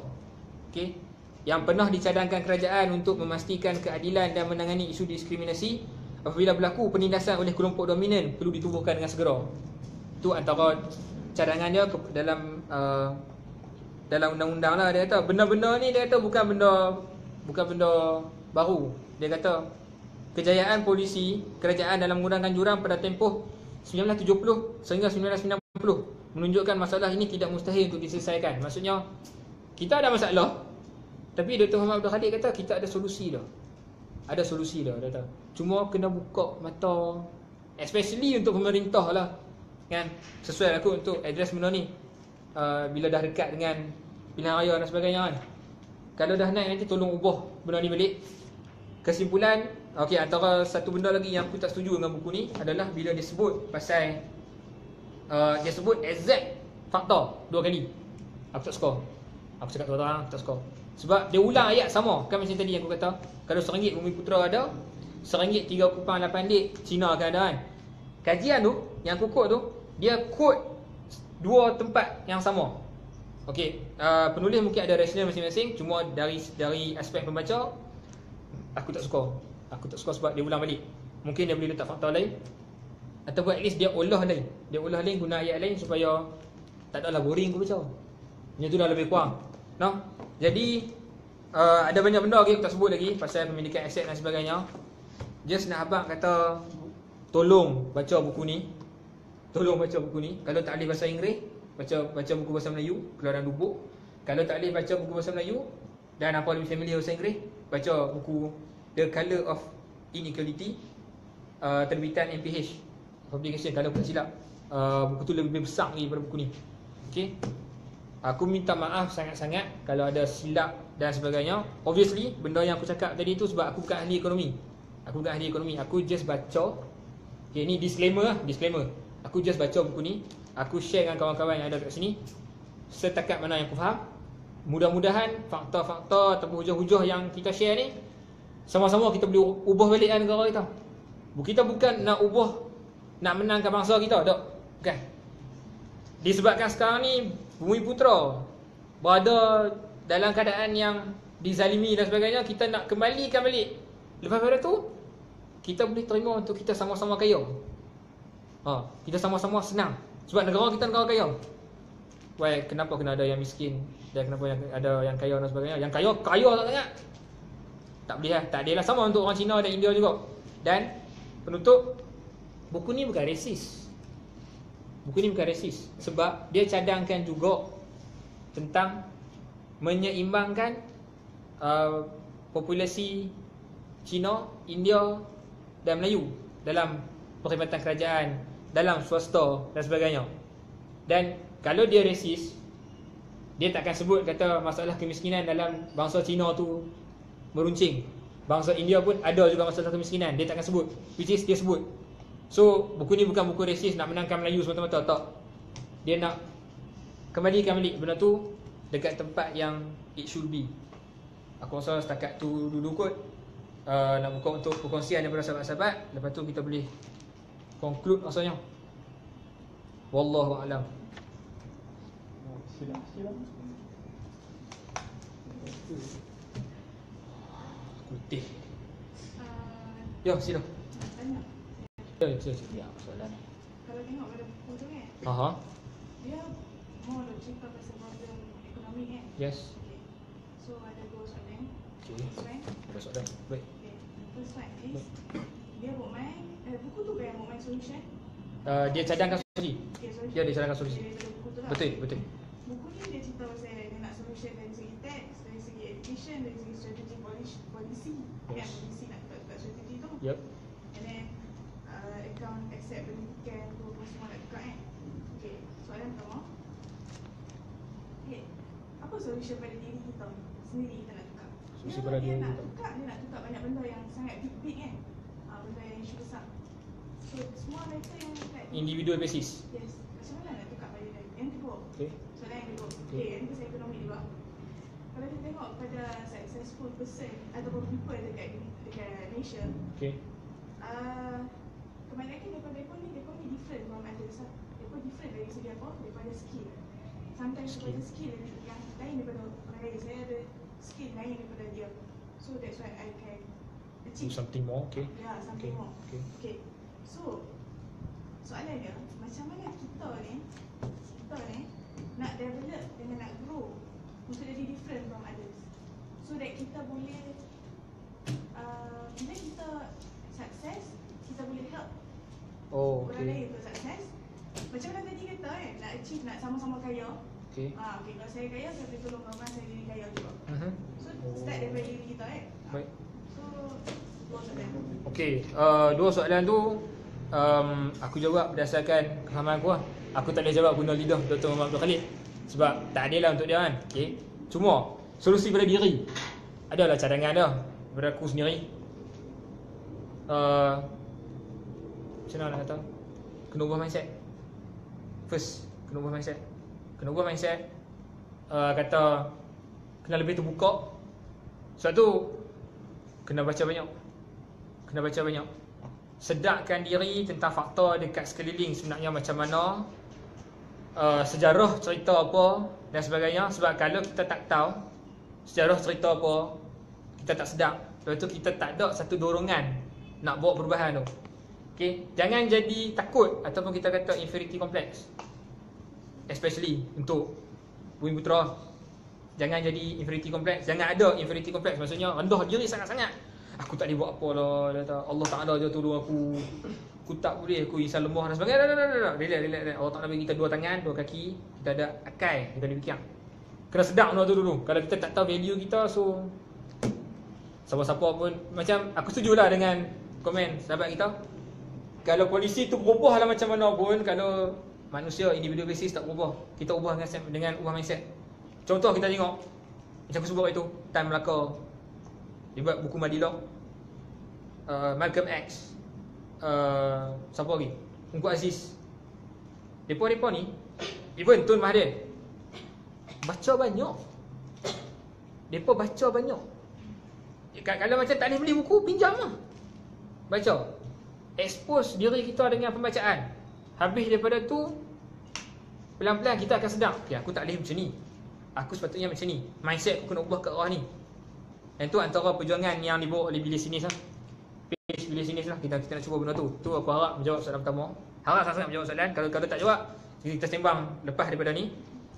Nombor 2, macam mana nak jadi different from others? Nak develop skills. Yes, develop skill. Macam mana nak kata? Dia dalam buku ni ada sebut juga pasal buka peluang untuk develop skill dan sebagainya. Tapi macam mana?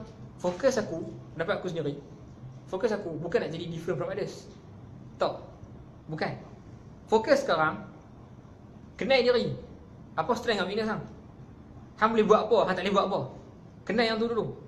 Okay, benda ni Ustaz Nama Adir Khan pun sebut juga. Kita kena kenal apa strength kita.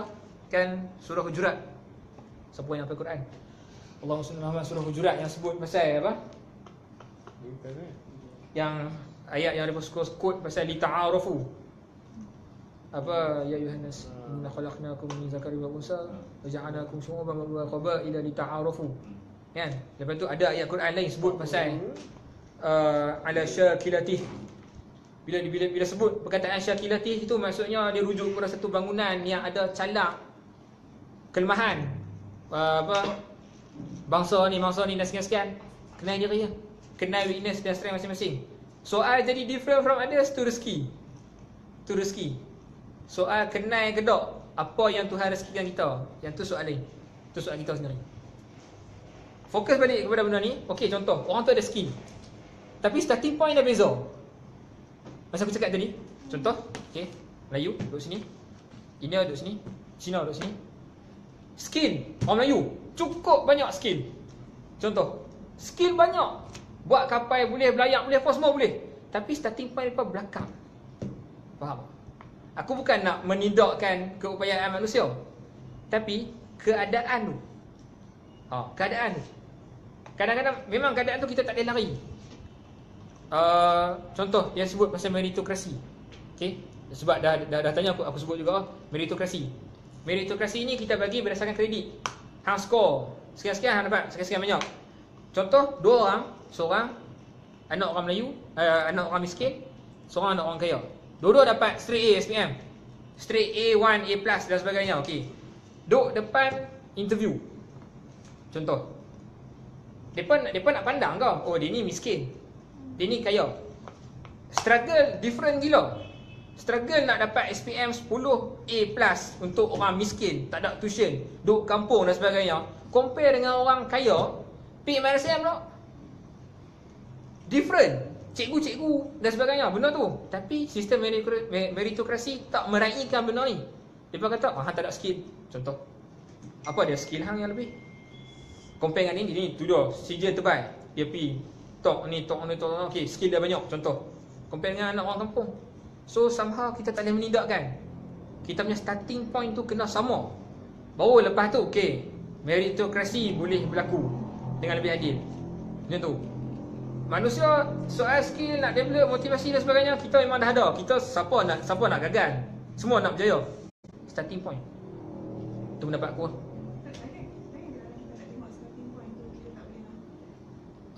Tak, bukan aku nak kata okey, disebabkan kita starting point beza, so tak boleh buat apa. Usaha keep on going, kenal diri, usaha nak develop lagi dan sebagainya. Cuma kena sedar lah, bila starting point berbeza, tak adil daripada start. So nak berjaya, memang nak berjaya, kita seronok tengok orang miskin berjaya dan sebagainya, kita nak bawa ke arah tu. Cuma dari segi satu ketua polisi, kalaulah polisi tu lebih macam mana, bawa kepada sama rata kan, skill ni boleh go even further. Dia boleh pergi lagi jauh. Okey, boleh faham tak? Okey. Contoh skill. Dia lari ke sini. Okey. Dia lari ke sini dalam masa 2 minit. Daripada kedudukan masing-masing, dua boleh sampai. Mana skill lebih? Yang ni skill lebih. Okey. Andai kata dia duduk depan, sama selari dengan dia ni. Okey. Berbekalkan skill dia yang lebih daripada dia ni, dan struggle dia yang lebih daripada kawan ni, agak-agak sama sampai dulu. Dia ni sampai dulu. Oh, bukan sampai dulu. Dalam masa seminit dia pergi lagi jauh. Sebab apa? Skill dia. Boleh.